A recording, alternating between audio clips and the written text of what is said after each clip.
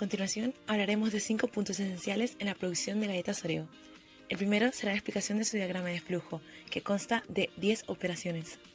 Empezaremos por la operación de batir, que consta de 4 entradas: agua, azúcar, aceite, sal y otros, y una decisión, el de añadir o no cacao.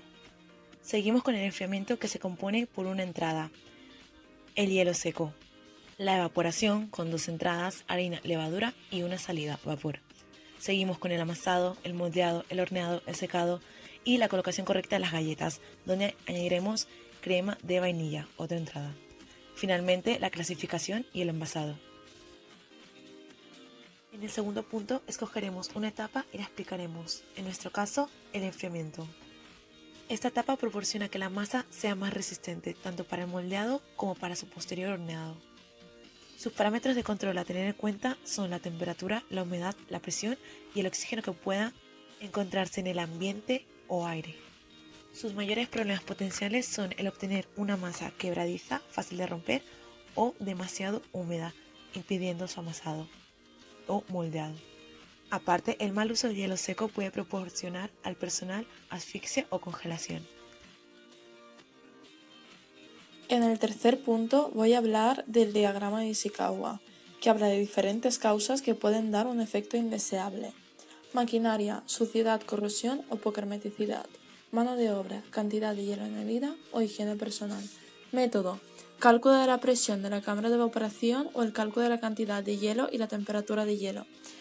Materiales: presencia de agua o impurezas en el hielo seco, temperatura y humedad del hielo. Medio ambiente: contaminación ambiental o temperatura ambiental. Y mantenimiento: por limpieza inadecuada o no realizar repuesto de piezas. En el cuarto punto vamos a hablar sobre el indicador, que es el hielo seco. El hielo seco enfría la mezcla al evaporarse. Hay que controlar muy bien la cantidad de hielo seco añadida y control de la presión de la cámara de evaporación, ya que hielo seco es CO2 a temperaturas muy bajas y a temperatura ambiente sufre la sublimación. Si no se controlan esos puntos, la consistencia final de la masa puede quedar quebradiza. Por último, el quinto punto, que será el plan de monitorización, que se basa en la aplicación de las 5 W en nuestra etapa escogida. ¿Cuándo? Después de mezclar los ingredientes que componen nuestra masa y antes del amasado. ¿Dónde? En la cámara de vaporización. ¿Por qué? Es necesaria una masa con características adecuadas para un buen posterior amasado y moldeado.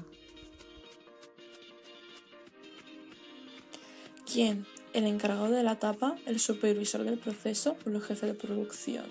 ¿Cómo?